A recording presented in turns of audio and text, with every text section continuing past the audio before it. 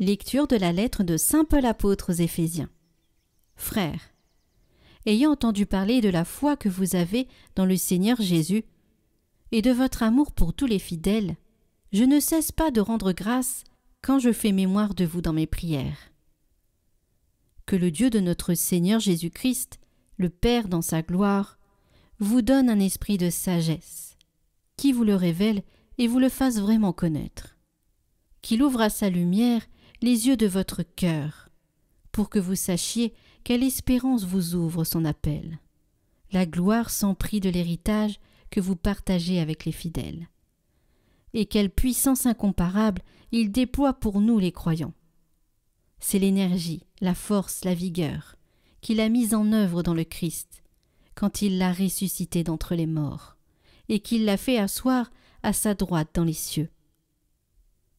Il l'a établi au-dessus de tout être céleste, principauté, souveraineté, puissance et domination, au-dessus de tout nom que l'on puisse nommer, non seulement dans le monde présent, mais aussi dans le monde à venir.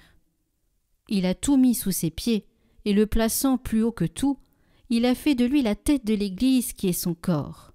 Et l'Église, c'est l'accomplissement total du Christ, lui que Dieu comble totalement de sa plénitude.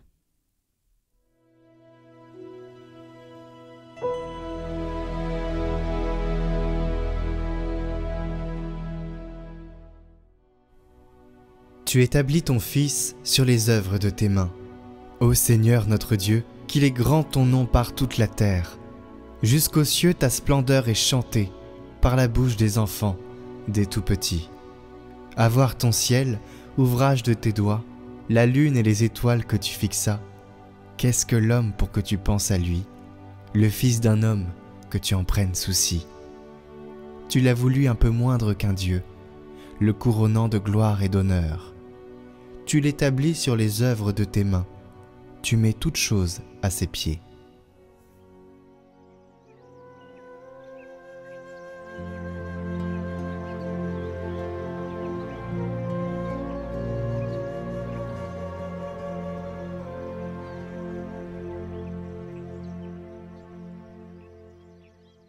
Évangile de Jésus-Christ selon saint Luc. En ce temps-là, Jésus disait à ses disciples : « Je vous le dis, quiconque se sera déclaré pour moi devant les hommes, le Fils de l'homme aussi se déclarera pour lui devant les anges de Dieu. Mais celui qui m'aura renié en face des hommes sera renié à son tour en face des anges de Dieu. Quiconque dira une parole contre le Fils de l'homme, cela lui sera pardonné. Mais si quelqu'un blasphème contre l'Esprit Saint, cela ne lui sera pas pardonné. Quand on vous traduira devant les gens des synagogues, les magistrats et les autorités, ne vous inquiétez pas de la façon dont vous vous défendrez ni de ce que vous direz, car l'Esprit Saint vous enseignera à cette heure-là ce qu'il faudra dire. »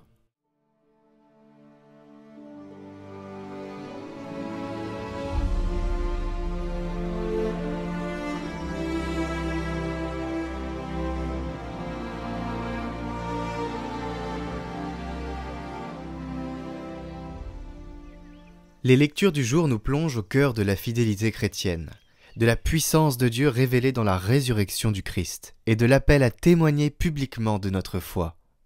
Saint Paul, dans sa lettre aux Éphésiens, nous invite à recevoir l'esprit de sagesse pour mieux connaître Dieu et comprendre la gloire qui nous attend. Le psaume célèbre la grandeur de Dieu qui, par amour, confie la création à l'homme. Et l'Évangile nous exhorte à ne pas renier Jésus, promettant la force de l'Esprit Saint dans les moments de persécution.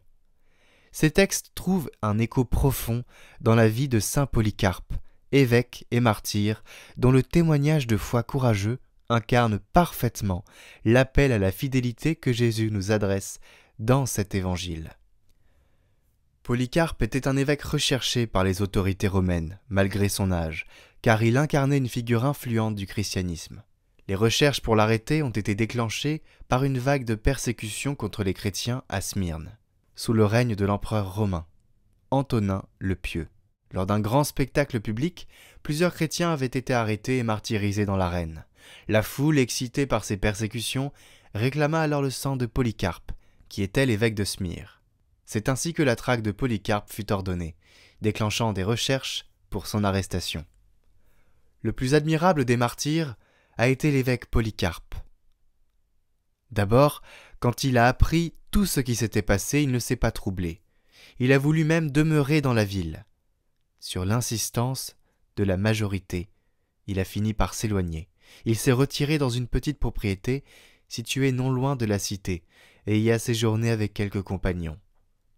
Nuit et jour, il ne faisait que prier pour tous les hommes et pour les églises du monde entier, ce qui était son habitude. Des policiers à pied et à cheval se sont mis en route, armés comme s'ils couraient après un brigand. Tard dans la soirée, ils sont arrivés à la maison où se trouvait Polycarpe. Celui-ci était couché dans une pièce de l'étage supérieur. De là, il aurait encore pu gagner une autre propriété. Il ne l'a pas voulu. Il s'est contenté de dire que la volonté de Dieu s'accomplisse. Entendant la voix des policiers, il est descendu, il s'est mis à causer avec eux. Son grand âge et son calme les ont frappés d'admiration. Il ne comprenait pas pourquoi on s'était donné tant de mal pour arrêter un tel vieillard. Polycarpe s'est empressé de leur servir à manger et à boire, malgré leur tardive, autant qu'ils le désiraient. Il leur a seulement demandé de lui accorder 1 heure pour prier librement. Ils y ont consenti. Il s'est mis à prier debout, en homme qui était rempli de la grâce de Dieu. Et ainsi, pendant 2 heures, sans pouvoir s'arrêter, il a continué de prier à haute voix. Ses auditeurs étaient frappés de stupeur. Beaucoup regrettaient d'avoir marché contre un vieillard si saint. Quand il eut terminé sa prière, où il avait fait mémoire de tous ceux qu'il avait connus au cours de sa longue vie, petits et grands, gens illustres et obscurs, et de toute l'Église répandue dans le monde entier, l'heure du départ était arrivée. On l'a fait monter sur un âne, et on l'a conduit vers la cité de Smyrne. C'était le jour du grand sabbat. Paul, saint glorieux et brûlant d'amour pour Jésus crucifié, vous qui par la méditation assidue des souffrances du Rédempteur, et par votre zèle à en rappeler aux chrétiens le précieux souvenir, avez mérité que Jésus-Christ lui-même gravât dans votre cœur les instruments de sa passion. Obtenez-nous un tel amour pour Jésus crucifié, que le méditant sans cesse, nous puissions recevoir par vos mérites l'abondance des grâces dont vous a comblé la bonté souveraine. Ainsi soit-il. Saint Paul de la Croix, priez pour nous.